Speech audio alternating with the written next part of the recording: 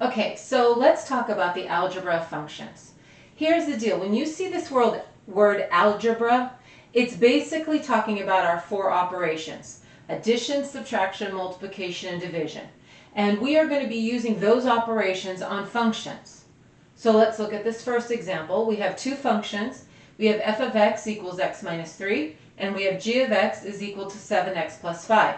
And they want us to perform algebra on these two functions. So when they're asking you to do that, they're asking you, one of the things they're asking you to do is take f plus g of x. You with me? So they're asking you to do what operation? Good addition. By the way, this can be written as f of x plus g of x.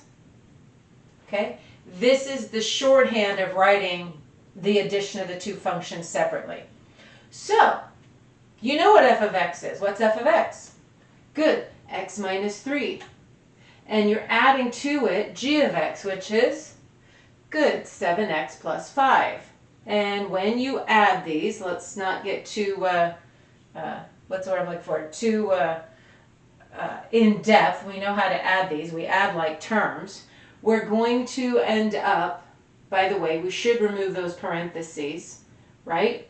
Because to make certain there's nothing to distribute, we end up with 8x plus 2. So this is what we get when we do f of x plus g of x. Good? Okay. They also want us to find f minus g of x.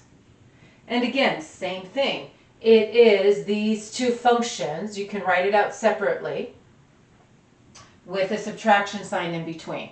So f of x is, great, x minus 3, and then you're subtracting g of x, which is, excellent, 7x plus 5.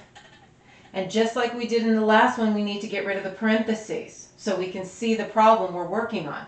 So we have x minus 3, and that's right, minus 7x, and then, yep, minus 5, right?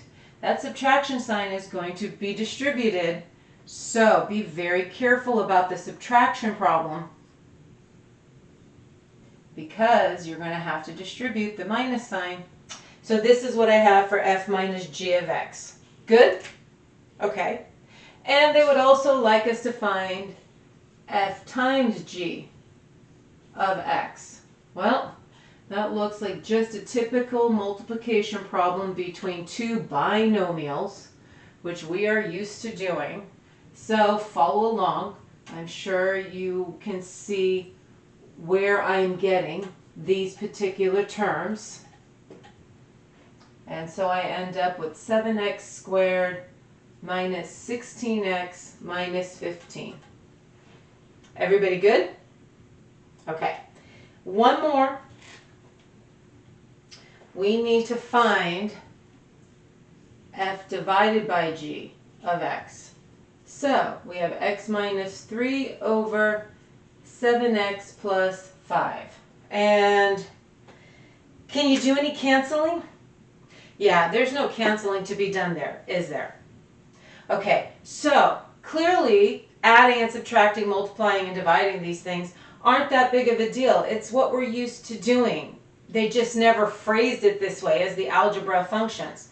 So, hang in there. I got some more examples. Okay, so let's look at this next example. Here's what they would like us to find right now. F plus g of negative 2. So, a little bit different than what we did before. The last example just said find f plus g of x. This one is saying of negative 2. Now remember, this can be rewritten as f of negative 2 plus g of negative 2. And here's the thing. This negative 2 has taken the place of x, hasn't it? Because it was written f of x. But now I see a negative 2 in place of the x, don't I? Which means the first thing you need to figure out is what f of negative 2 is.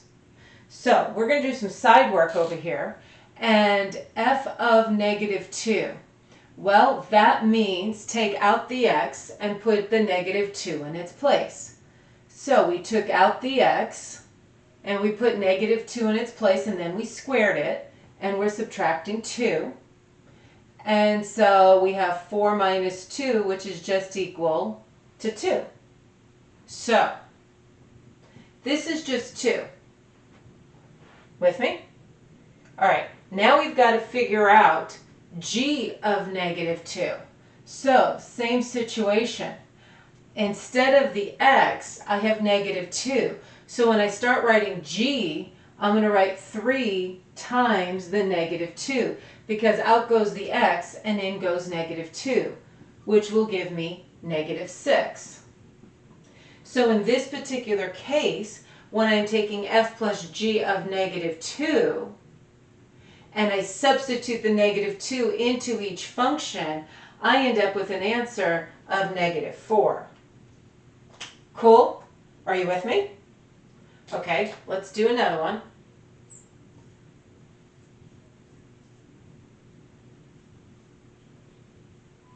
So we're going to do f minus g of 1. So again, remember, this can be split up to f of 1 minus g of 1, based upon the last example we did. And now we need to figure out f of 1 and g of 1, don't we? Okay, side work time. So instead of x, I have a 1 here. So instead of f of x, I have f of 1. So instead of x squared, that's right, you're going to have 1 squared minus the 2, which gives you 1 minus 2, which gives you, good, negative 1. And from that, we're supposed to subtract g of 1. So instead of g of x, it's now g of 1. So the 1 takes the place of the x. So that means 3 times 1, which would just be, good, 3. Which means in this case, when I subtract the two functions and they are evaluated at 1, I end up with an answer of negative 4. Cool? Okay, so hang in there a second. Let me get myself some board space, because I still have a multiplication problem to do, right? And then I have a division problem to do. Are you with me? Okay, so let's take a look at multiplying. How about f times g of, let's just say negative 1 in this case. Which means you're going to take f of negative 1 and multiply it by g of negative 1. Okay, so I'm going to buy you some time by finishing erasing this board while you figure out what f of negative 1 in and g of negative 1 is. And we'll see if we agree in just a moment. Go ahead, I'm waiting. Do, do, do, do, do, do, do, do, do, do. Do do do do do do do do do do do do do do do do do. Okay, let's see what you got. F of negative 1. I plug in negative 1 to f, and you ended up with negative 1. Good. And you're multiplying that by g of negative 1, which you get negative 3. Agreed? All right, which means in this case, my answer is just a positive 3. Cool? Okay. And one more. How about f divided by g of 0? Okay, so it's f of 0 divided by g of 0, isn't it? Okay, which means you plug in 0 to f, what do you get? Good, you get negative 2. You plug in 0 to the g. Good, you'll get 0. Uh-oh. Yep, can't do it, can you? This one is considered undefined. Right? Because you can't divide by 0, can you? Does this make sense? Okay, hang in there. Got a couple more problems. Okay, so let's look at this next concept called the composition of functions. Now, let me go through a definition before we get into some examples. So, This little circle does not mean multiplication. It means composition. You see this circle, it means composition. And you're like, what does that mean? Well, remember when I had done, just on the previous examples, f of 1? That means I plugged 1 in wherever the x was, right? Well, this is the same concept, except instead of plugging in a number, you're actually plugging in a function to another function.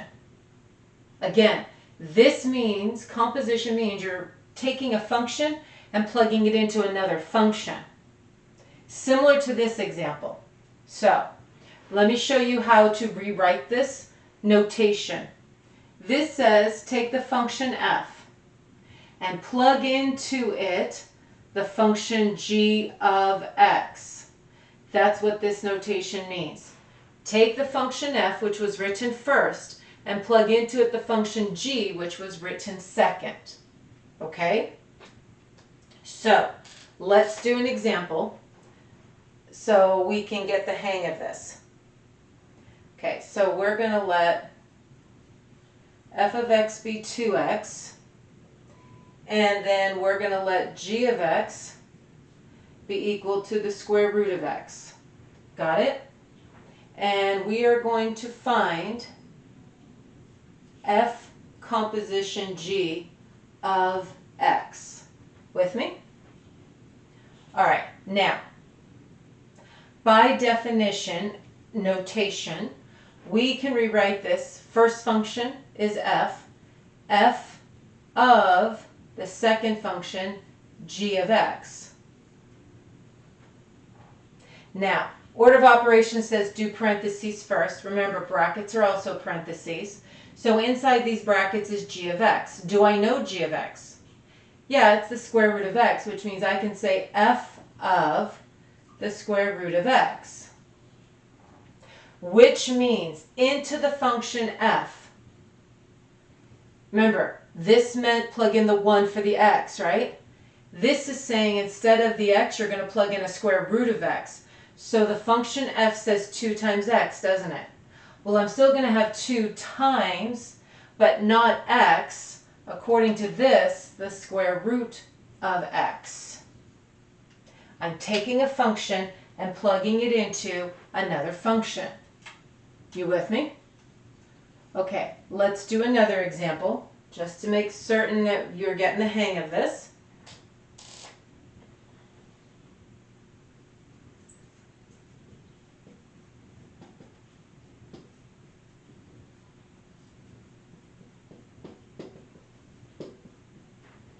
Okay, now, they would like us to find f composition g of x. So remember, by definition, this means the first function, f, is getting the second function, g of x, plugged into it. The second function gets plugged into the first function. So, f, what's g of x in our case? Right, 5x. So f of 5x. Now, in the function f, I'm going to take out the x, and in its place I'm going to put in that 5x, which means this looks like 5x to the second power, right? Because that took the place of x, plus that 4. Okay? And we get to square that. We get 25x squared plus 4. You with me? What do you think? Okay, hang in there. Got some more problems for us. Okay, so let's look at this example. They would like us to find f composition g of x once again. So let's see if you follow along with what I'm going to write. I'm writing the notation definition. I am replacing the brackets with g. And then I'm taking this wonderful 9x minus 8 and I'm substituting it into f. F says I have the absolute value of whatever's in the brackets. Cool? Okay, good. Got another one for you.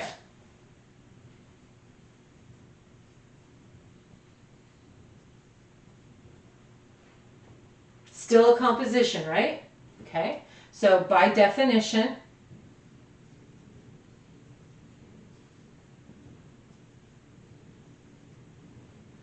so in the bracket now I have f of -3, don't I?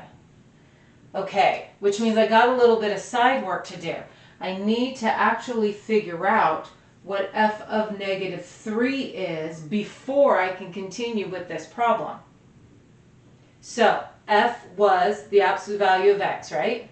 So I'm going to have the absolute value of, good, -3, because -3 is taking the place of x. And you know the absolute value of -3 as well as I do. Good, that's 3, which means back up here, you're actually taking g of 3 is what you are taking. So now I am going to, g is 9x minus 8, right? So 9, and instead of x, you're putting in, good, you're putting in that 3 minus 8. Okay, what's 9 times 3? Good, 27. Minus 8, 19. Excellent. So this is what G composition F is of -3, evaluated at -3. Cool? Okay, hang in there. We're going to do some reverse of these. Okay, so let's look at these directions. It says write as a composition of two of the following functions.